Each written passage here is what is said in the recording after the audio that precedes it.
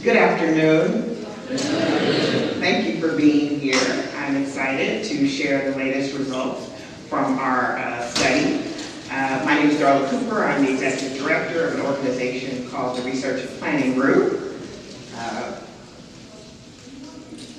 pressed the wrong button. This is the first time using this particular clicker. So in case you're not familiar with us, that we also go by the RP Group, but we are an independent nonprofit that works alongside the California Community College system. We do research, like what I'm sharing with you today. We do professional development, and we are also the membership organization for all the institutional researchers that work across 116 colleges, community colleges in the state of California. Yes, that wasn't a misspoke. 116. Okay. I keep pressing the wrong one. I'm going to get my finger calibrated too. So this study, the African American Transfer Tipping Point that I'm talking to you about today, is kind of a spin-off. If you guys remember like spin-off TV shows, we have spin-off research projects. And this was the original, Through the Gate, where we were really trying to look at whether, there's this group of students who do all this work. They get to 60 units, they have a 2.0, they've completed their English and math requirements, and then they don't transfer. So what happens to them? What's going on? Why don't they transfer? And so the whole study, the whole presentation, we did that years ago here at the conference. But the one finding that we, really kind of honed in on was this: when we looked at these three groups up here, we found that when you broke it down by race, African Americans were the most likely to transfer. Did you? Most likely to transfer. More than Asians, more than whites, more than everybody. The problem is there's not enough students who get up here. Most of them are down here. I'm sorry, actually here. They don't get past this Transfer Explorer. So what's happening from here to here? When they, if you look at students like the usual, like we just saw at the keynote, when you look at students from that first time in college, you saw what the transfer rates look like for Black students. Well, if you narrow that and look at all the students who kind of made it to 60 units, it flips. So what's that about? So that's what this study is all about. African American Transfer Tipping Point. So what is this study? Again, we wanted to look at what are those factors that are contributing to Black students' transfer success, positively or negatively, and are there particular programs or practices within our system that are contributing or harming students' chances for success? So we have three phases. We started with the data. We started with all the quantitative data, kind of throwing everything in regression models and decision trees and all of those kinds of things to try to see what we could learn from that first. Then we interviewed Black students and practitioners who work with Black students to help us make sense of these findings. And then the last phase, which is where most of what I'm going to talk about here today, is we did a survey of Black students across the entire state of California to find out, kind of testing what we were learning in these two, and say, well, what do the students across the state have to say about their experiences? So I'm going to go very quickly through phases 1 and 2, because again, that was a whole other presentation I did last year. And I want to make sure that I have the limited time that I have that I focus on phase 3. So again, that data piece, the quantitative piece, we looked at cohorts of students and then we followed them for 6 years. And we looked at whether we have an issue, and maybe this is common across the country, it's hard to figure out who's transfer intended, like who's transfer motivated. I don't know about your data, but our ed goals data, our education goal data is not good. So we can't rely on that to define who wants to transfer. So that's why we use 12 transferable units. We figured if you get that far, you're probably intending to transfer. And then, so what we found was almost 70,000 Black students. And just a quick aside, we define Black in the most liberal way. A lot of times, Black students are only defined by those who only mark Black on the application. We chose anyone who marked Black. So it wouldn't matter, you could have checked all the boxes, you could check one box, everything. If you identify with being Black at all, we included you in that definition, because as a Black person that's gone through this world, that's how the world sees us. So just match the data to the world. Then we've got not quite 800,000 students and you'll forgive the term, non-black students, which is basically shorthand for everyone else. So again, we're trying to, this particular study, we're focusing in on black students, but wanting to have some calibration. Okay, this is the bottom line, and we found a lot of things in that phase one, but this is what it all comes down to. And let me tell you what this says. If a black student completes transfer level English and math, and just to calibrate, we use the word transfer level in California, college level is often, but so just so you know, I say transfer levels, so we're on the same page. College level, that kind of first course in English, that first kind of college course in math, right? So if a black student completes their English and their math requirements in their first year in college, they increase their chances of transferring by 310%. If you don't understand what that means, that's a big number, it's hard to kind of wrap your head around. 4 times. They quadruple their chances if they can do this milestone. Okay, that's pretty good. If they just do math and not English in the first year, it's 160%. Again, that's more than doubling your chances. If you just do English and not math, it's still 70%. And the problem is that with the numbers kind of from here down, they look really small because these are huge. They're still significant. They're still a big deal. If I told you I can increase your chances of winning the lottery by 70%, okay? You're going to take those odds. So I'll take that. I'll take 70%. If a student sees, we call it counseling in California, it's advising in a lot of other states, but if a student sees that counselor, that advisor at any point in time, then they increase their chances by 60%, okay? We have a program in California, it's called Umoja. It is a black student program, it's longer, it's another presentation. But it's a support program, it involves learning communities, and it has Umoja practices. I encourage you to look them up, actually, if you're looking for a model for how to support black students. And my organization also did a study on them, and that shows that Umoja makes a difference in black student success. Just a little plug on the side. I happen to also be the board president for Umoja, so I kind of feel like I have to say that. But it still increases chances by 20%. And again, take that as well. Unfortunately, we did find some things that negatively impact whether a black student. And just let me go back and clarify. This is compared, I'm only comparing black students to black students. So all of these numbers are the black students who did versus the black students who didn't. So this is not comparing to other students. This is within group. So these next two, I really feel like I have to pause here and take a moment and just say, there is not anything inherently about students who are low income or have disabilities that makes them less successful. It's hard. They have challenges that students who are not low income and who do not have disabilities don't have to face. That's what those numbers are about. It's just acknowledging the challenges that these students have that other students do not have, and that it does affect their ability to transfer, right? That last one, I also need to kind of explain the way this works. The numbers going this way can go to infinity, mathematically speaking. It could be 10,000%. It can be crazy numbers. Usually doesn't get that high. It's very hard to get that high. But just so that you know, the numbers going in the other direction they max out at 100. Because you can't be 200% less likely to do something. Like, it's like either you're going to do it or you're not going to do it. And so it's only up to 1 or 100%. So the closer to 100%, the worse it is. So what that says is a black student who gets on academic probation at any point is 70% less likely to transfer. That's huge. It's too close to 100%. Because 100% means no likely. So you're 70% of your way to no. Okay? Two little caveats I need to kind of explain here briefly is that when we look at these numbers for all other students, that 60% for counseling is 110% for everybody else. So that's another study I actually want to do, is what is going on where counseling is not as impactful for black students as it is for other students. And we asked students about this and had some interesting answers there.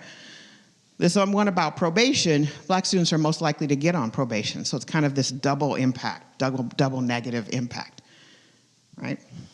Okay, so that was kind of most of what we found from phase one. This is a very brief summary of what the students and the practitioners told us when we kind of shared these results with them. The first thing is faculty matter. Faculty and the way they teach matters, because these people are gatekeepers. And the way I try to think about it is gatekeepers can keep you out, but they can also let you in. And we need more faculty, especially in English and math, and especially in math, to see their role differently as this gatekeeper. I mean, I want to get rid of the whole gatekeeper thing altogether, but if you have to hold on to that, take the power not from let me keep you out to let me help you through. Let me be a part of your success. Not like, ooh, I'm so proud I kept all those people out. I'm like, who are you keeping them out from? Whom? Like, don't get me started on that. Okay, so faculty matter. Counseling. When we ask the students, why is it may it not be as effective or impactful for Black students? And it had to do with trust, relationships, representation, just not feeling welcome, not being comfortable spilling all my tea with somebody I just met, you know, telling you all my business. I'm like, I don't know you like that, so I'm not going to tell you everything you might need to know to actually help me. All right, so that was interesting. Umoja, I mentioned, they have dedicated counselors, they have dedicated staff, they have a community. They have people. The example I like to give, I did focus groups for that other project I mentioned. I talked to students, and this one student told a story about how she mentioned to one person in Umoja that she was thinking about dropping off. Her phone blew up. Everybody in Umoja, no, don't drop, come talk to me, I'll help you, let's do this, we got you, let's go. That is Umoja in a microcosm. And then we talked a lot about probation, criminal justice system. Why are we using this terminology? And I realized it's on purpose. If you look at what we put students through when we put them on academic probation, it mirrors the criminal justice system. You have to prove you deserve, you belong, jump through these hoops. I'm going to take away your rights. I'm going to take away your priority registration. I'm going to take away your financial aid. I'm going to do all this. And you have to prove that you belong here and that you deserve it. Sounds like the criminal justice system to me. So don't think it was an accident. That was on purpose when that was established. This has to go. If you are not looking at your probation system at your universities and community colleges, go back on Monday and do it. Look at the letter that your students get and think about how you would feel if you got that letter. Think about how you would feel if your child got that letter. Think about how is this helping, and is academic probation about rehabilitation or weeding people out? All right, that's a whole soapbox for me. I'm gonna keep it moving. Okay. Phase 3. So we did this survey. We got over 7,000 Black students across the state of California to complete that. We're pretty happy with that. Most of them were currently enrolled, but we did get some students who had actually successfully transferred, and we did get some who had just stopped going to school. Okay? This is a long list. I'm not going to read all of this. The bottom line is these are kind of the demographics of the survey group. We compared those two kind of Black student demographics across the state. The females are higher. That's just kind of a phenomenon on survey taking. Women just are more likely to take surveys. Maybe y'all, that's another study. I want to understand what that's about, but all right, we could have a whole conversation about that. There was some overrepresentation in some, like in programs like Umoja and Puente, and because we asked them to help get students to complete the survey. But for the most part, all the other ones are pretty close to what you would see at a state level. So it's a pretty representative group of students. So just very quickly, we have some studies that we had done in the past, and we were trying to see how they interacted and how they showed up for Black students. The 6 success factors, a study that we did years ago called Student Support Redefined. It's the 6 factors that students need to be successful in college. This is all students. All right, and so we looked at those. Again, I'm not going to go deeply into those because I want to make sure I get through the findings because they are coming, but I'm trying to set it up so that you can follow. but these are listed in order of priority from the students. So having that goal, knowing how, staying focused, having people care about you, being engaged, being connected, feeling valued, that you have something to offer, it's appreciated, all of those things. So we try to understand what are Black students feeling, and how does that interact with some of the other things that we asked about. This is from Through the Gate. We found these 4, we call them transfer capacity building factors, and it's really the things that we found in the data and from the students that really affect any student's chances of transferring. And it's really about, can I afford it? Can I navigate the path? You just heard about the complicated path, and if any of you have been through it, I wonder anybody get transferred, because it's crazy. It's crazy, at least, and again, I'm speaking in California, it's a wonder anybody ever successfully transfers, because we're not making it easy for them. Obviously, school-life balance, I think we can all relate to this, whether it's work life, school life, life balance, and then whether you have supportive people around you, and that these are the things that really influence whether a student is able to transfer. This is a study about Black people. So we had to look at microaggressions. We feel like if we did not ask about that, we did not look at that, we would be have a big hole in our study. And so we didn't just ask, have you experienced microaggressions? So we asked about specific ones, the one about whether, people making judgments about your intelligence based on your skin color, people making assumptions of whether you're a criminal based on your skin color, whether you are just a second-class citizen because of your skin color, and whether you're just blaming the whole group. It's one of those people statements. Those people don't value education. That's that last one about just blaming the whole culture around it. So we basically asked them very specifically about these and whether they had experienced them. So just to remind you, this survey was very long. It had a lot of information, and I'm only going to share a slice of it with you, because honestly, that's just as far as we've gotten with it. There's so much there. We're trying to pick the next thing we want to look at. But just to remind you, we looked at those 4 areas that came out of phase 1 that were most influential to whether a student transferred. So when I look at this one, I got to pause here, because I got to do my disclaimer before I show this slide. So we looked at the relationship between experiencing microaggressions and whether you passing transfer level English and math. I like that face. That's a good one. Okay. Now, what my caveat is, unfortunately, we did not ask on the survey where on campus you experienced these microaggressions. Just that you experienced them at school, not at work, not at, wherever, but at school. We also did not ask them who was the aggressor. Was it faculty? Was it other students? Was it staff? Okay, so everybody with me on my caveats before I show you the next slide? Okay. Any math people in here? A little math? Okay. All right. Okay.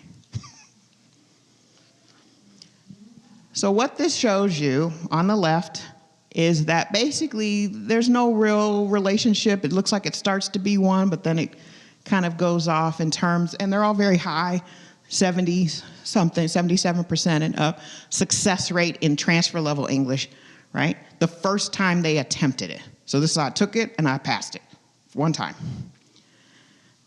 But you might notice there's a bit of a pattern on this side. Very clear stepping down, down, down. And what that is showing is that the more you experience microaggressions, the less likely you are to pass math.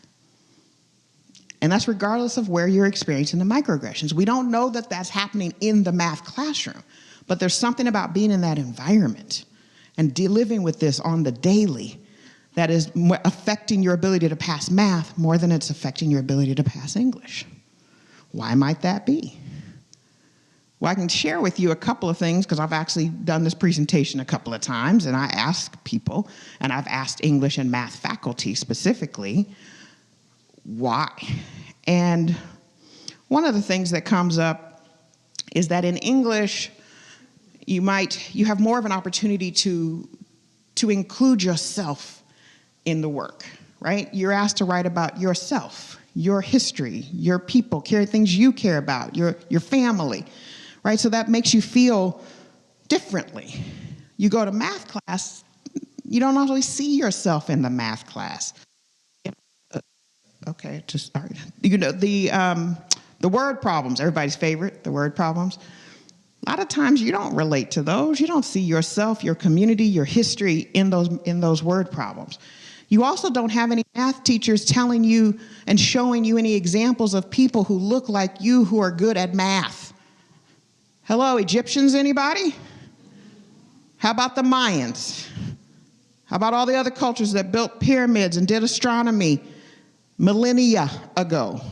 I think they kind of look like black people and Latino people and Asian people, all kinds of people.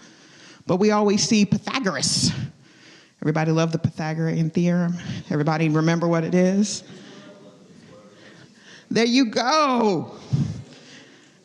But I'm pretty sure somebody probably figured it out before him that may not have looked like him. Maybe they didn't put it in those ways, but they figured out that stuff. But where are we showing our students in our math classes that people who look like them can do math? Forget the past. What about today?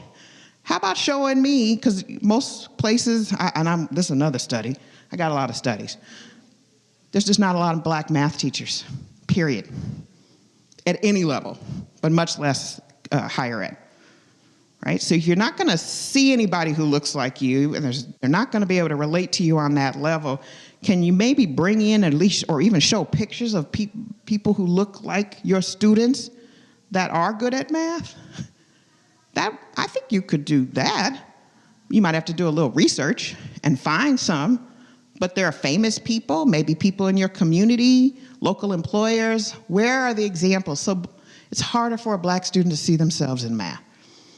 The other one that came up is this idea of culturally relevant pedagogy, and that English teachers seem, in my observation and other people's observations, a little bit more accepting of kind of incorporating those culturally relevant, culturally sustaining practices into their teaching than their math colleagues.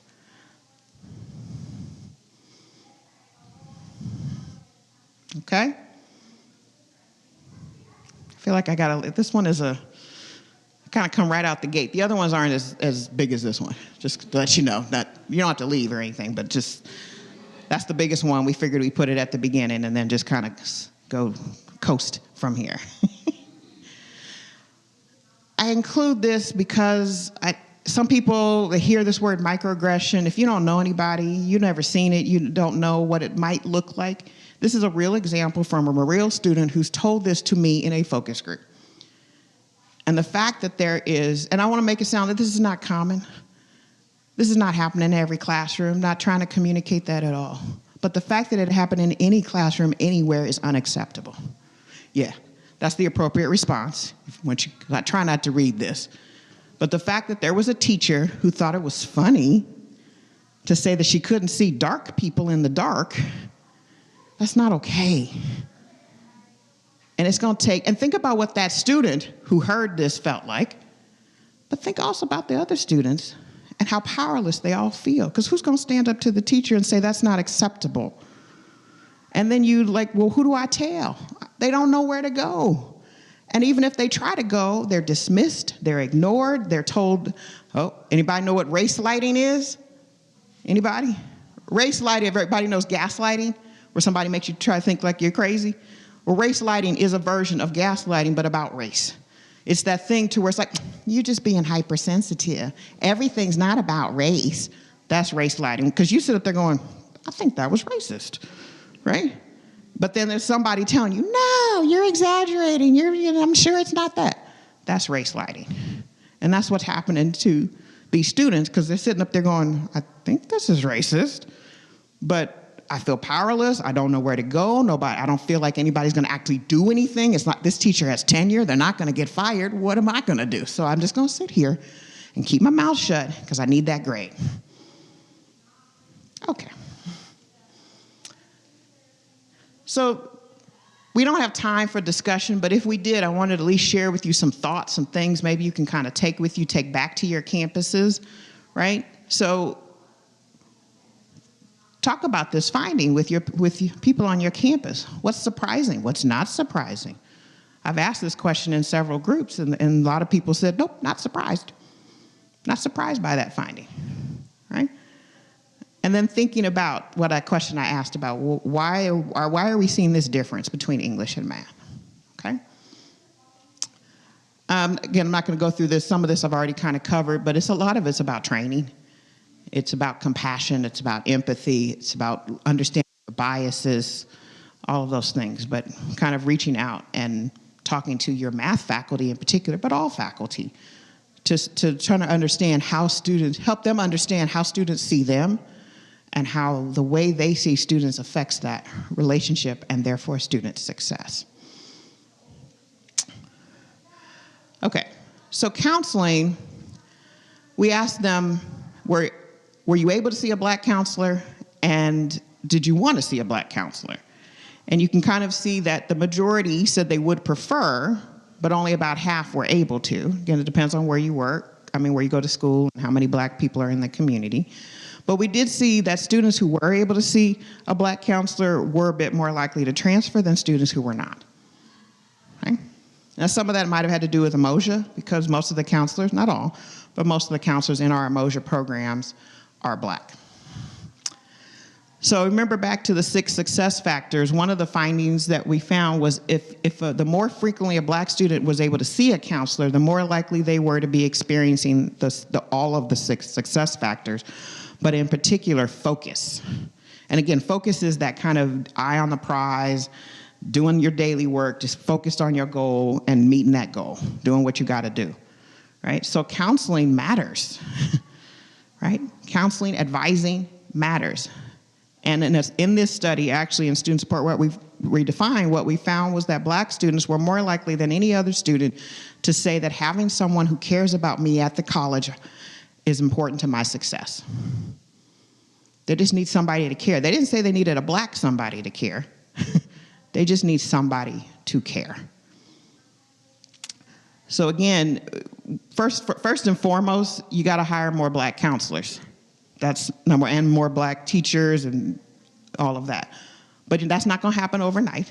So what about the students who are here right now before you're able to hire more black? So what do you do to help black students, regardless of whether they get to see a black counselor, have an experience where somebody cares about them, knows them? This is really calling for us to move away from transactions to relationships in the counseling world. That's what black students are really kind of telling us. I need a relationship with my counselor, with my teacher. The other thing I usually say here is that black students are not the sole responsibility of black faculty and staff. All right, I'm going to say that one more time, especially for the recording, right? Black students are not the sole responsibility of black faculty and staff. They are everyone's responsibility. And you don't, a lot of the things, in the other presentation, we show what black students said were helpful to them. And if you look at what they say, it's really about caring, it's about taking time, and I don't think you have to be black to do that. Do you? Okay. Again, representation matters. Same kind of things about bias, making sure that, we're all biased. It doesn't mean you're racist. We're all biased. And bias goes both ways. You can be biased for something or against something, right? So just making sure that you're clear about what your biases are so that you can address them and account for them when you're working with students. All right, so Emoja, what we looked at here was they were more likely to see a counselor. Makes sense. It's part of the requirements of the program. They were more likely to see a black counselor. I mentioned that already. But they were also more likely to have a community and feel a sense of community than students who were not in Emoja. Okay, so that community matters. They were also more likely to experience those 6 success factors that were on the last slide if they were in Emoja. Okay, so that's really important. Community and having people care about you. So this is one, everybody can't have an Emoja program or something like it. So how do you help students either that aren't in a program like Emoja or at a college where you don't have a program? How do you help them experience those things that we know matter? Those relationships, how do you help them build those support networks? Help them with their school life balance, all of those things. How are you helping them? Whether you have a program or not, because most of these programs like Emoja, they can't fit all the black students, and all the black students don't always want to be in these programs. So what are you doing to help all of the students? There's more recommendations about that sense of community and building that among black students. So the last one here is probation. I don't know what my time is. Okay. I think I know what I'm supposed to be doing. So again, back to that piece about what helps you transfer, right? What are those factors that influence your ability to transfer? And what we found was that the students on probation were much less likely, or more likely to say that these were challenges, that they were struggling in these different areas with their school life balance, building and having a support network, understanding whether they can even afford to go to the university. They were more challenged.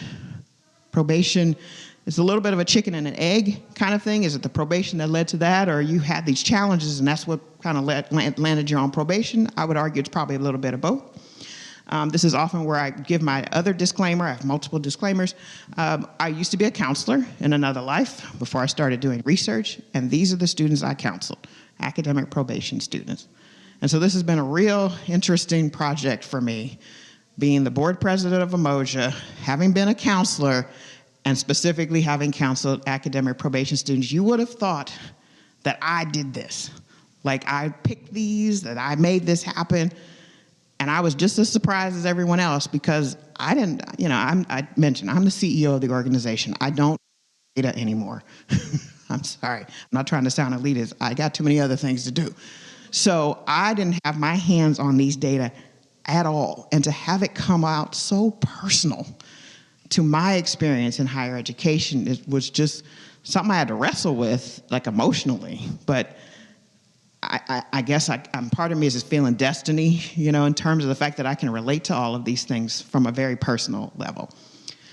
The other thing we looked at and we asked the students about is kind of those struggles outside of class.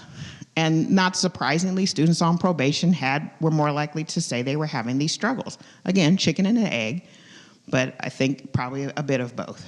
So our students on probation are struggling, what that really calls for is that we need to be much more holistic in supporting our students before, during, and after getting on probation. Help them not get on it in the first place, whatever you can, early alert programs, programs like Emoja, all the things you can do to try to help them avoid it. But life happens, people will be on probation. So what are you doing to focus your probation programs on things that will help them return to good standing, not the hoop jumping, right? Not trying to make them prove themselves. But if your program is really about helping students return to good standing, look at what you're doing and say, do those things jive? Does your program really help students return to good standing, or is it really about this whole proving process and trying to ultimately weed them out of higher education because they're not good enough, right? Okay. Oh, well, I have to mention this. I said this last year, but I'm going to repeat it here because all of you weren't here last year. You got to get rid of that word. You got to stop calling it academic probation. That's at least a place to start. You can't stop there. You got to look at everything I've been saying, but at a minimum, change the name, change it now. Change it now, because the students, it was so sad hearing them talk about how they were just devastated by that letter, by that label, that the college just gave up on me and they don't care and they don't really want me here. Right? So really go back and look at your academic probation policies, the letter, the processes, the things you make students do, the things you take away from students, and ask yourself, is this built for trying to help somebody return to good standing? I always get asked the question, well, what else do we call it, Darla? And I'm like, well, Darla doesn't know. But what I've seen is I've seen academic warning, I've seen academic notice, I've seen academic support. I've seen academic review. You got to find the one that works for you. I actually have a couple of colleges in California. They're asking the students. They say, we want to rename probation. What do you think we should call it? I haven't gotten the results yet. I'm waiting for it. But they're asking the students. Because you want to still, connote that this is important. This is serious.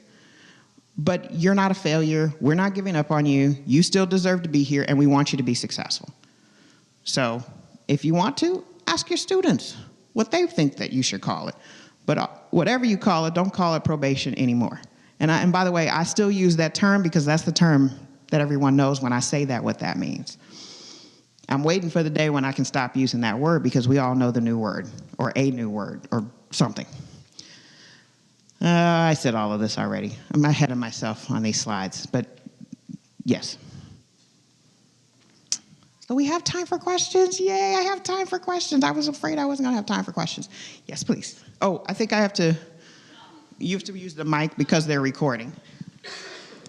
So I have a quick comment and then a question. So one thing that stood out to me was with the student, with the story, the quote about the teacher, is that the first thing the student said really quickly is, it never happened again. So I sensed a little bit of fear there already before even finishing the story. So it kind of supported what you were saying about not feeling comfortable with that. So that stood out to me. And the question for me is, when we talk about terminology, do you find it difficult when we were talking about female students filling out the surveys, but male students wanting to go get counseling, Black male students specifically, do you feel like that affects them reaching out for counseling? Because that's kind of a scary word for some Black males. That is a great question. Now you're giving me more ideas for another study. But you're making me think, because we have the data from the survey about whether they use counseling. We have information on their gender.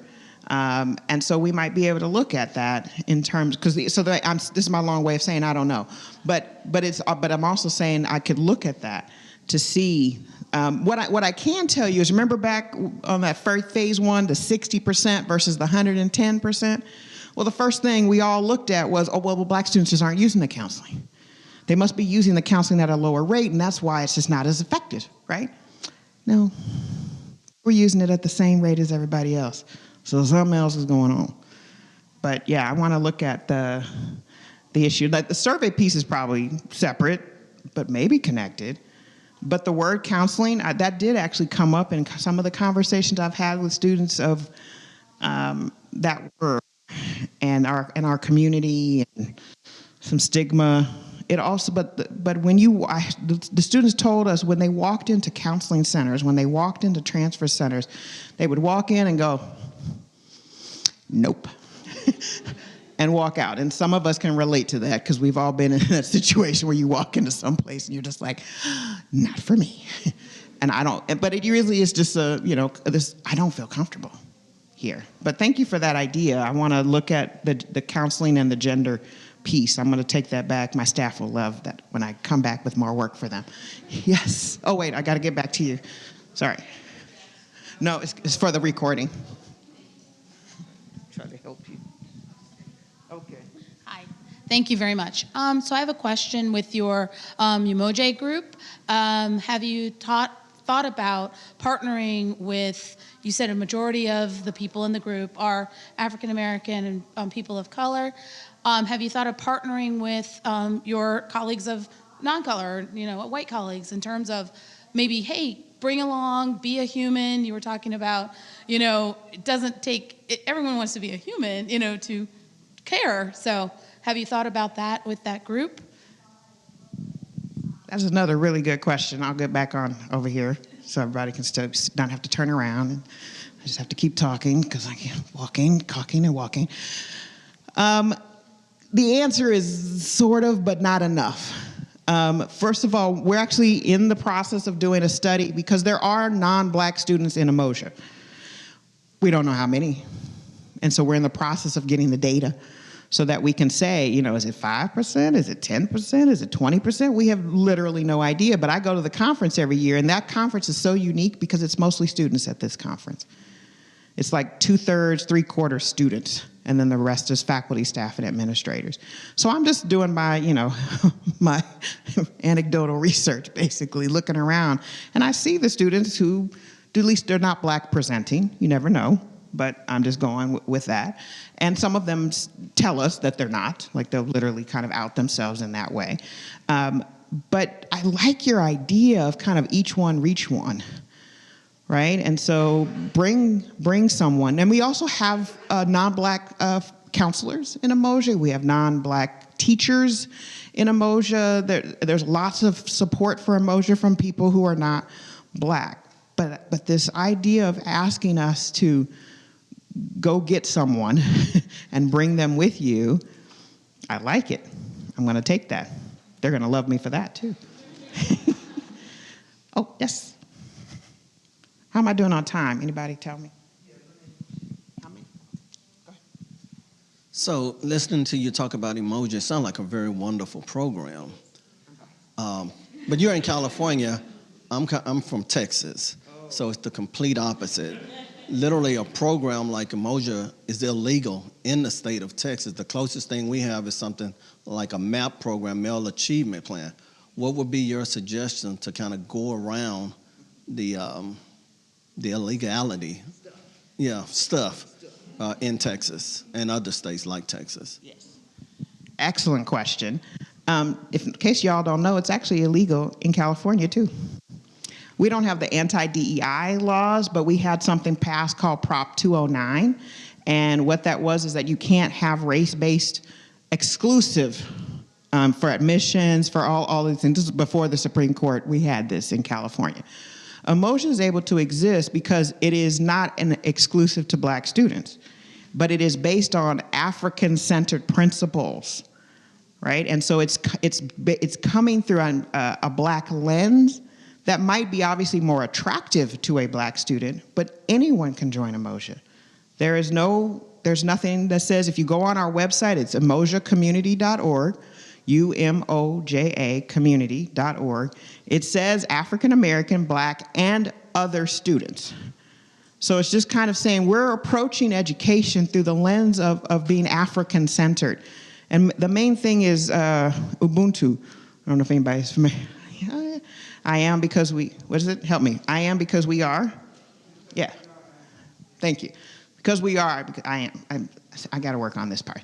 It's like I know it, but just to say it, I get kind of tripped up. But it's just this idea of the community over the individual. So back to your question. So that is probably, at least the way that we got around it in California, is that it is not really for black students. It is a different approach to education through an African-centered lens. So if that appeals to you, we don't care what you look like. Come on in. But we're taking it, instead of through the white lens, which is what basically all of our education system is based on, we are coming through a black lens, an African lens. It is based on the principles, teachings, everything that really kind of are rooted in African culture.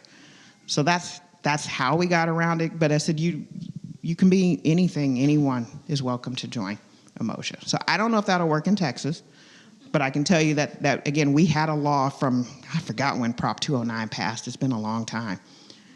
Yeah.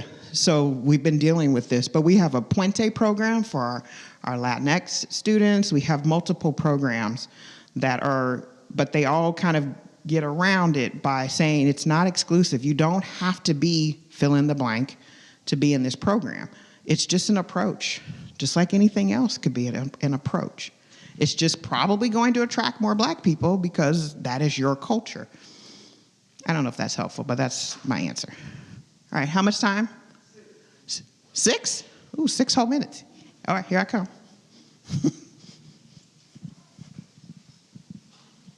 Dr. Cooper, nice to meet you. Nice to meet you. I didn't know we were going to be standing this close. Now I feel nervous. No, you're good.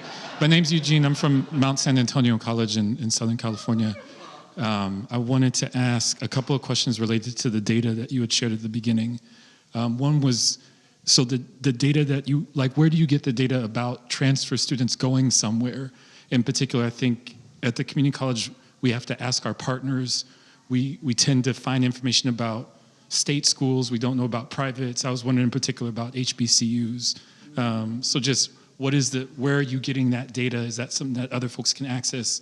And you showed some math data, And I was wondering about the ability to track Black students and students in particular, their success at transferring in different majors. So being able to disaggregate by, racial groups and also by a discipline. Excellent. All right, I'm coming back over here so people don't have to turn around. Okay, here I go. So the first part is the National Student Clearinghouse is where pretty much all of us end up getting the data. The Chancellor's Office, sorry, I'm getting a little California specific, but the Chancellor's Office gets that data from the Student Clearinghouse, and then we get it from the Chancellor's Office. And so they do have all transfers, not just to our local, our state universities. It's just that our Cal State system in California, I think it's like almost 60% of our students transfer there. And then followed by our University of California. And so everyone else is little teeny tiny, comparatively speaking, to this really big number. So they don't get as much attention because you're going to focus on where most students go. But we do have that. As far as the HBCU piece, if you find me, the people who run in California, we have a program that's called, you know about it, but they don't. So it's an articulation basically between the California community colleges and HBCUs. So we have an articulation agreement with, I forget what number they're up to now, but several dozen HBCUs. That program is tracking whether students are transferring to HBCUs. They get the same data from the Student Clearinghouse. So all of that is there. And if you don't know them, come up to me. I'll try to introduce you to them. They're here at this conference. They also have a session. I forget what time it is. I hope it's not right now, but I don't think it is. But you can definitely talk to them. You can talk to your researcher at your campus because they can all access the National Student Clearinghouse data for your. I don't know why this keeps going out. Sorry. Okay, I think I answered the first question. Okay, now I'm remembering something about math and the data. Oh, yes. Oh, major, yes. Okay. So remember that first study I mentioned very, very briefly at the beginning through the gate? We tried to look at major in that one, and we couldn't because the data at the state level is, I'm trying to think of an official word for crap. I shouldn't say these things on a recording.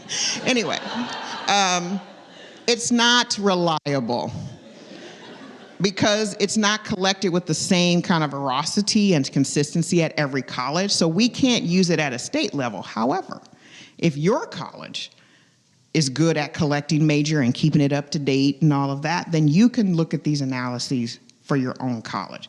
So unfortunately, I wasn't able to look at it at the state level because of these data issues, but I've encouraged colleges, look at your own data. If you go back to all the through the gate stuff, we gave them a playbook. We showed our work. We said, you can do this analysis with your own data on your own college with your own students, and you can go further than we can to things like major.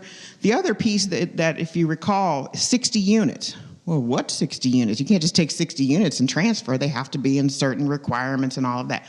We can't do that at a state level because that information isn't available at a state level because you got to get down to every course. We do not have common course numbering in California, so everybody, it's a whole thing. But at your college, you could do that because you know which ones of your courses transfer to which requirements at the university. But we couldn't do that at a state level. So does that answer it? Sort of? Okay. Yes. Okay. Hello, my name is Gia Wright from Johnson C. Smith University. We're an HBCU in Charlotte.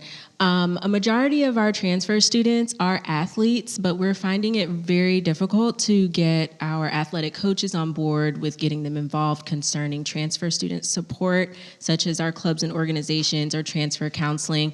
A lot of it is due to maybe conflicts with athletic practices. Do you have any suggestions on our collaboration with the coaches on campus? Ooh, that's a good one. And unfortunately, I don't know if you noticed, we did ask it on the survey, but athlete is not a data field we have in our state system. Because that was one of the things we wanted to look at because unfortunately, a lot of times when I bring up Black students and transfer and success, a lot of people, and not with the best intentions, will say, oh, well, those athletes. Those rates are inflated because of athletes. And I'm like, not all Black people are athletes, okay? Here's one. Look at me. So, anyway, what would I say?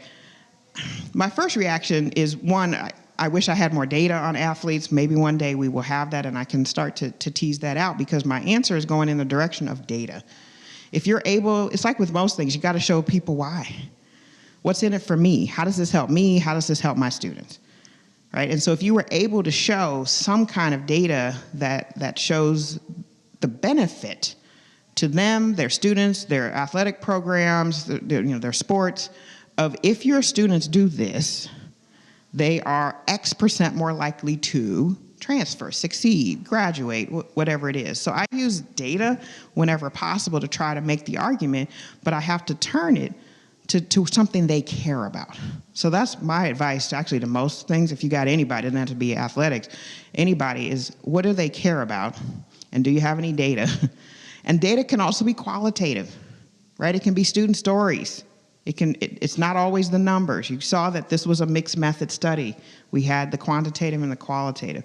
So it's probably not the best answer, but it is what I have. So apparently my time is up, but I will happy to hang out, and if your question didn't get answered. But thank you so much for coming.